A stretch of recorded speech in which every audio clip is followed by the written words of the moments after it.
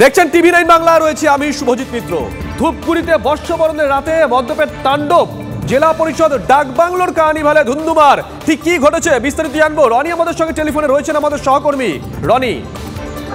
দেখো শুভজিৎ, গতকাল রাতে কিন্তু যখন বর্ষবরণ অনুষ্ঠান হচ্ছিল, ঠিক সেই মুহূর্তে অনুষ্ঠান শেষের মুখেই একদম ডাকবাংলো চত্বরের বাইরে তুমুল মদ্যপের তাণ্ডব শুরু হয়। মদের বোতল ভাঙা থেকে শুরু করে রীতিমতো সংঘর্ষের চেহারা নেই। এরপরে কিন্তু পরিস্থিতি সামাল দিতে সেখানে র্যাব এবং পুলিশকে নামানো হয়। ব্যাপক উত্তেজনা তৈরি হয়, পরে বাধ্য হয়ে পুলিশ সেখানে লাঠিচার্জ করে এবং পরিস্থিতি নিয়ন্ত্রণে আনে। তবে যখন বর্ষবরণের অনুষ্ঠানে যখন সকলে উৎসবে মেতেছিল, তখন এই ধরনের ঘটনায় কিন্তু রীতিমতো উত্তেজনা ছড়িয়ে পড়ে এবং চাঞ্চল্য ছড়িয়ে পড়ে শহরে। তবে শেষের দিকে পুলিশি তৎপরতায় কিন্তু পরিস্থিতি নিয়ন্ত্রণে আসে এবং অনুষ্ঠান কিন্তু শেষ পর্যন্ত শান্তিপূর্ণভাবেই শেষ হয়েছে।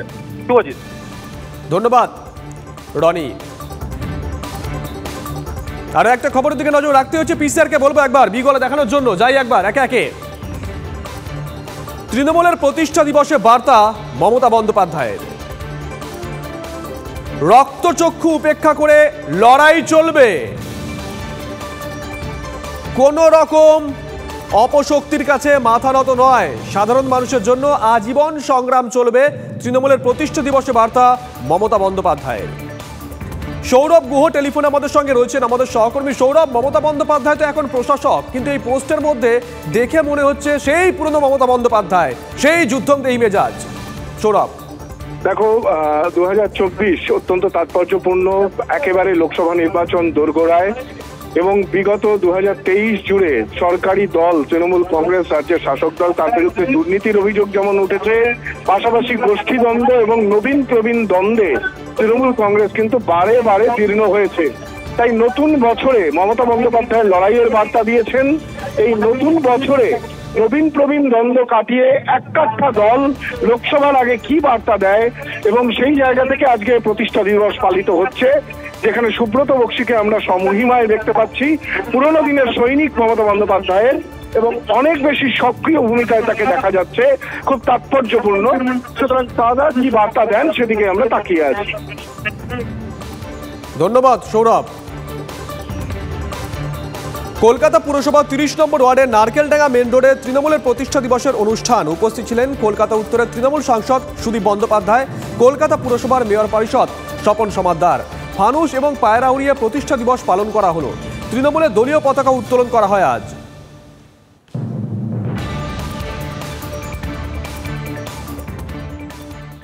তৃণমূল কংগ্রেস জন্মলগ্ন থেকেই তৃণমূল স্তরের মানুষের মঙ্গলের জন্য কাজ করে এসছে এবং তার নেত্রী মমতা ব্যানার্জি সারা ভারতবর্ষকে দেখিয়েছেন যে কীভাবে দূরদৃষ্টিতা দিয়ে, ম্যানেজেরিয়াল এফিসিয়েন্সি দিয়ে একটা রাজ্যকে পরিচালনা করা যায়। 24 তারিখে সেই উন্নয়নের গতির তীব্র কাজ আমরা আরও বেশি করে দেখতে পাবো, এটা আমাদের বিশ্বাস। প্রতি বছরই মমতা ব্যানার্জি রাজ্যের মানুষের জন্য, তৃণমূল কংগ্রেস তৃণমূল স্তরের মানুষের জন্য সর্বক্ষণ চিন্তা করছে। 2024 সাল এভাবেই চলবে।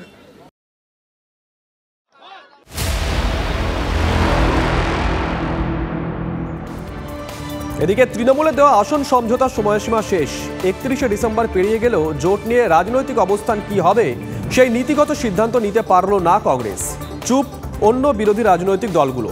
ইন্ডিয়া জোটের বৈঠকের পর আম আদমি পার্টির সঙ্গে কোনো আলোচনাই করেনি কংগ্রেস।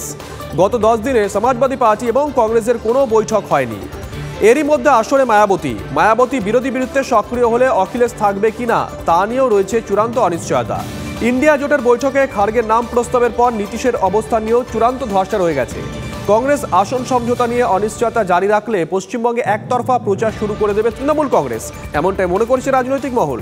তৃণমূলের তরফে আগেই স্পষ্ট করে দেওয়া হয়েছিল তাদের অবস্থান। ফলে চূড়ান্ত অনিশ্চয়তা নিয়েই ভোট বছর 24-এ পা দেশের বিরোধী জোটের।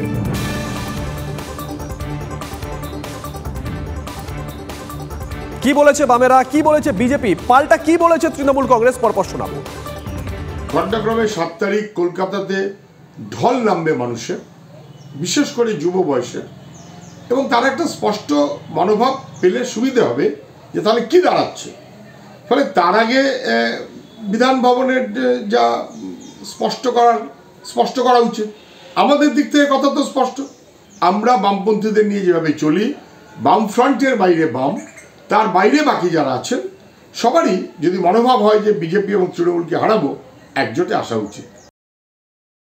আমরাও তো খুঁজছি কোথায় জোট। আমরা শুধু নয়, জোটের যে পার্টিগুলো তারাও খুঁজছে জোট কোথায়, জোটের নেতাকে, নীতি কি, উদ্দেশ্য কি। খালি মোদি হাটাও, আরে মোদি হাটাও বলতে বলতে নিজেরা হটে গেল, তো অনেকের অস্তিত্ব নেই আজ।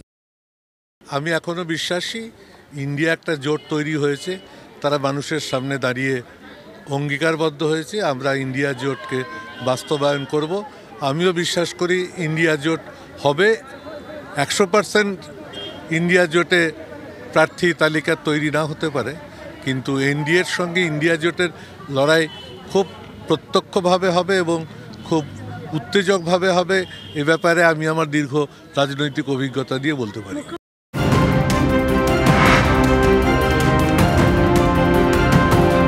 আর এই মুহূর্তে বড় খবরের দিকে নজর রাখতেই হচ্ছে। বিহারের রাজনীতিতে পালা বদলের হাওয়া।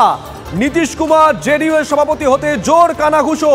মুখ্যমন্ত্রীর কুর্সিতে কি বসতে চলেছেন লালু পুত্র তেজস্বী যাদব? ঠিক এই প্রশ্ন যখন উঠছে, অস্ট্রেলিয়া সফর বাতিল করে পাটনায় ফিরেছেন তেজস্বী যাদব। ঠিক কি জানা যাচ্ছে? জ্যোতির্ময় আমাদের সঙ্গে রয়েছেন টেলিফোনে, আমাদের সহকর্মী জ্যোতির্ময়। দেখো, এই ঘটনা শুধুমাত্র যে ডেভেলপমেন্ট আমরা দেখতে পাচ্ছি তার মধ্যে সীমাবদ্ধ নয়। গত কয়েকদিন ধরে লাগাতার যে ডেভেলপমেন্ট হচ্ছে তার প্রেক্ষিতে এই মুহূর্তে তেজস্বী যাদবের অস্ট্রেলিয়া সফর বাতিল করা, সেটা অত্যন্ত গুরুত্বপূর্ণ একটা মোড় হিসেবে সামনে আসছে। এর আগে আমরা দেখেছি যে লালন সিং এর বিরুদ্ধে অভিযোগ ছিল যে তিনি আরজেডির সঙ্গে তার সখ্যতা ক্রমশ সন্দেহের জায়গায়, অর্থাৎ জেডিইউর অভ্যন্তরে সন্দেহের জায়গায় পৌঁছচ্ছে। এবং লালন সিং তিনি জেডিইউ যে ন্যাশনাল এক্সিকিউটিভ মিটিং এবং ন্যাশনাল কাউন্সিলের মিটিং, সেই মিটিং এ তিনি অধ্যক্ষ পদ থেকে, জেডিইউর অধ্যক্ষ পদ থেকে তিনি পদত্যাগ করেন এবং দলের নিয়ন্ত্রণ, সাংগঠনিক নিয়ন্ত্রণ আবারও নিজের হাতে নেন নীতিশ কুমার। এবং তারপর থেকেই লালন সিং তিনি সম্পূর্ণভাবে পার্টি থেকে বেশ কিছুটা দূরে চলে গিয়েছেন। এর পরবর্তী ক্ষেত্রে যে বিষয়টি নিয়ে ক্রমশ আলোচনা শুরু হয় তা হচ্ছে লালন সিং তিনি বারবার ধরে দাবি করতে শুরু করেন যে এবারে নীতিশ কুমারের মুখ্যমন্ত্রীর পদ ছাড়া উচিত এবং তেজস্বী যাদবকে মুখ্যমন্ত্রী পদে আসীন করানো উচিত। এর মধ্যে যে বিষয়টি আমরা দেখতে পাই তা হচ্ছে বিহারের যিনি স্পিকার তিনি গত কয়েকদিন আগেই লালু প্রসাদ যাদবের বাড়িতে গিয়ে তার সঙ্গে দেখা করেন এবং সেই সময় অন্যান্য মন্ত্রীরা এবং বিধায়করা আরজেডি তারাও কয়েকজন উপস্থিত ছিলেন এবং তাতেই কিন্তু জল্পনা যথেষ্ট বেড়েছে এবং তেজস্বী যাদব তার অস্ট্রেলিয়া যাওয়ার কথা ছিল, সে অস্ট্রেলিয়া সফর বাতিল করে সেও পাটনাতে থেকে গিয়েছে। ফলত যখন ইন্ডিয়া জোটের চতুর্থ বৈঠকে নীতিশ কুমার তিনি কনভেনার বা প্রধানমন্ত্রী পদপ্রার্থী হওয়ার জন্য তার যে ইচ্ছা ছিল, সেই ইচ্ছে যখন বাস্তবায়িত হয়নি, তারপর থেকে তার ক্ষোভের খবর সামনে আসছে। সেই সময় আরজেডির তরফ থেকে এই ধরনের নতুন করে পদক্ষেপ তা কিন্তু বিহারের রাজনীতিতে একটা বড়সড় অনিশ্চয়তার মেঘ অবশ্যই ঘনিয়ে এনেছে। ধন্যবাদ জ্যোতির্ময়।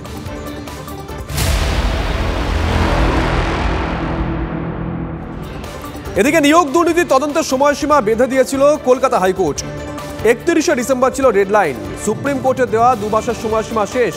এই অবস্থায় কোথায় দাঁড়িয়ে দুই তদন্তকারী সংস্থা ইডি এবং সিবিআই? লিপস অ্যান্ড বাউন্স নিয়ে মুখবন্ধ খামে বিচারপতি অমৃতা সিনহার এজলাসে নথি জমা দেয় ইডি। ঠিক ছিল 20শে ডিসেম্বর এই রিপোর্ট সিবিআইয়ের তরফে বিচারপতি অমৃতা সিনহার এজলাসে জমা দেওয়া হবে। বিচারপতি মামলা না শোনায় সেই রিপোর্ট জমা পড়েনি। হাইকোর্ট আগেই নির্দেশ দেয় নিয়োগ দুর্নীতি কাণ্ডে অভিষেক ও তার মা বাবার সম্পত্তির বিস্তারিত নথি আদালতে জমা দেওয়ার। সেই মতো কাজ করছে সিবিআই।